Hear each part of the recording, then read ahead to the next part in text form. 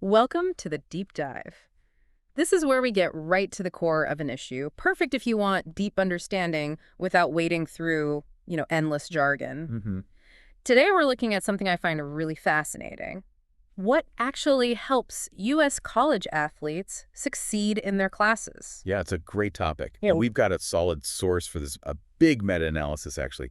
It's called Motivational, Identity-Based, and Self-Regulatory Factors Associated with Academic Achievement of U.S. Collegiate Student Athletes. Okay. Came out just last year, 2023, in Educational Psychology Review. So pretty current stuff. And it's a huge population we're talking about, right? Something like 600,000 student athletes in the U.S. Over 600,000, yeah. Involved in nationally organized college sports. They're huge figures on campus, often known mostly for the sports side. Right. The athletic achievements often get the spotlight. But this study looks at their academic world, which is, well, just as intense. It absolutely is. And this meta-analysis, it really did the heavy lifting. It combined the results of 73 separate studies. 73. Wow. Yeah, and all told, that involved data from over 43,000 individual student athletes. 43,000. Okay, that's a ton of data. It gives us a really robust picture. So with all that data, what's the headline? What are the big factors influencing their grades, their GPAs? Well, the analysis basically found several key factors that consistently pop up as being linked to GPA. And we can kind of group them, things linked to higher grades and things linked to lower grades. Okay, let's start with the positives then. What helps these athletes do well academically? So the study flagged four main positive correlates. First up is academic identity. That's when the athlete genuinely sees themselves as a student. Okay, makes sense. Second, academic motivation, sort of that inner drive and valuing their schoolwork. Third, role negotiation. Basically, how well they juggle being both a student and an athlete. Ah, the balancing act. Exactly. And fourth, self-regulation, which is all about the skills needed to manage their own learning, planning, focus, effort, that kind of thing. Self-regulation. Yeah, I can see that being critical. Like managing your own projects, right? You gotta plan, keep track, put the work in. Precisely. It's like being in charge of your own learning process. It's Yeah. about actively, steering your academic journey. Sure. And this analysis suggests it's a pretty big deal for student athletes dealing with those crazy schedules. Okay, so flipping that, what about the other side? What factors did the study link negatively with GPA? What might hold them back? Two main things came up there: athletic identity and athletic motivation. Okay. So athletic identity here means when their sense of self is just overwhelmingly tied up in being an athlete. Right. And athletic motivation is when their main drive, what they really value, is athletic success, sometimes, more than academic goals. Huh. So it's almost like if the athlete identity takes over completely, the student part might suffer. That's kind of the pattern that data points towards. Hmm. And, it echoes some older ideas, too. Folks were talking back in the 90s about how a super strong athletic identity could maybe be an Achilles heel if it overshadowed everything else. Interesting. But crucially, we got to remember, these are correlations. They show a link, a pattern, but this study can't say for sure one causes the other. Still, the patterns are, well, they're definitely worth paying attention to. Definitely. Okay, let's dig into those positive ones a bit more. Yeah. Academic identity. How does seeing yourself as a student actually help with grades? Well, if you have a strong academic identity, you're probably going to invest more time and, mental energy into your studies. It's part of who you are. Right. Think about it. If you really identify with something, you're more likely to engage with it deeply, right? To push through challenges.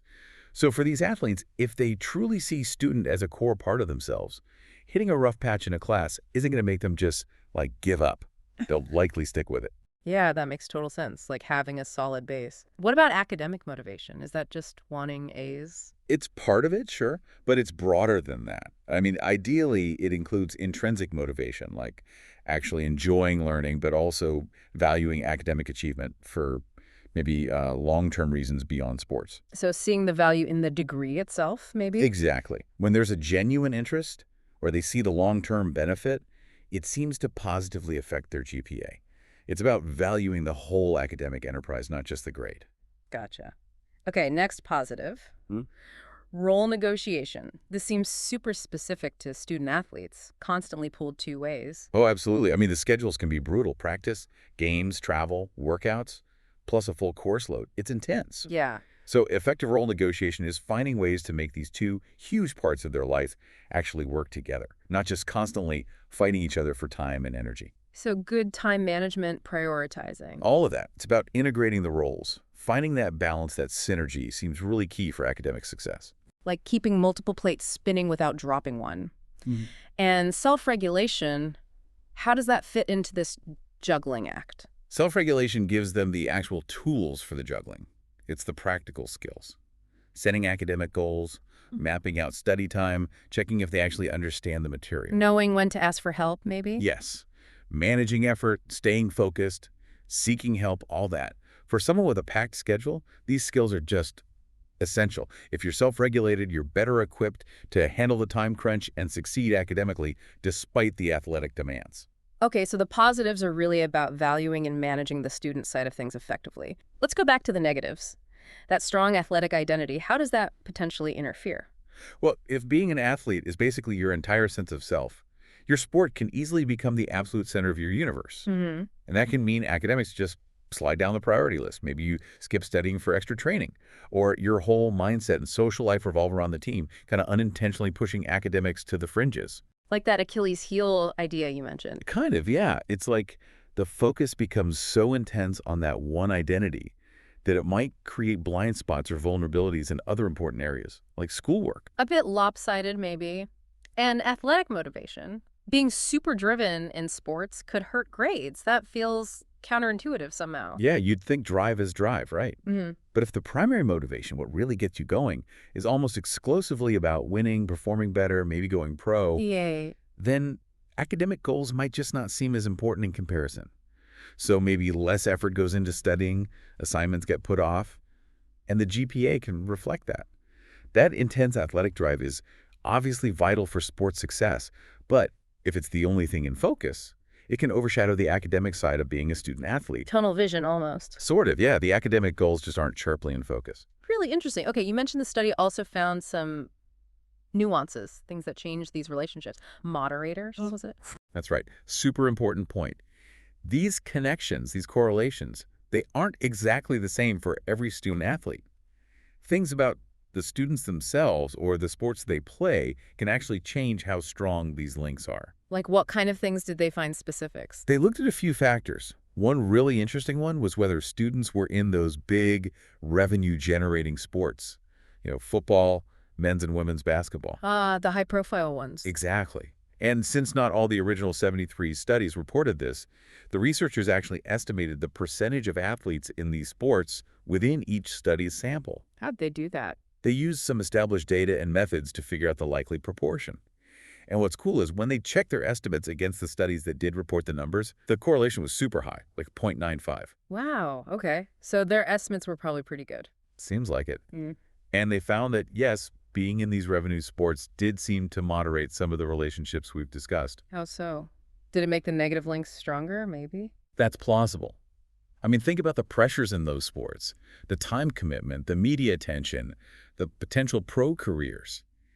It could really amplify the focus on athletic identity and motivation, Yeah, I can see that. which in turn might strengthen that negative link with GPA for some athletes in those specific sports. Or maybe it changes how academic identity works for them, too.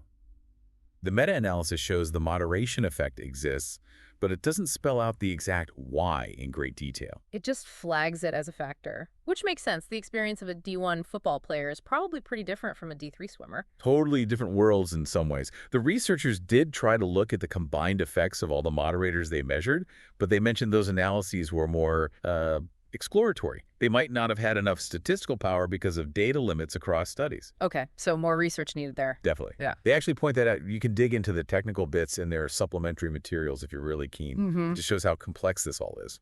Absolutely. So thinking about all this, what are the practical implications?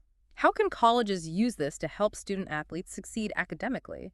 Well, it really highlights how important it is to actively nurture that academic identity, maybe through specific programs or advising that helps athletes see themselves as serious students too. Right, not just athletes. Exactly.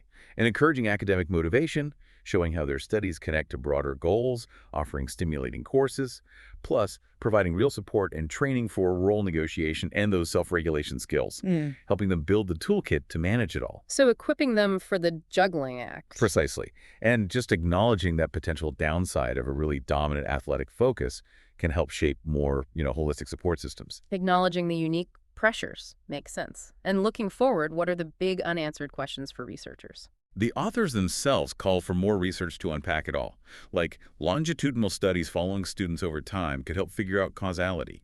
Does athletic identity cause lower GPA, or does struggling academically make students double down on their athlete identity? The chicken and egg question. Kinda, yeah.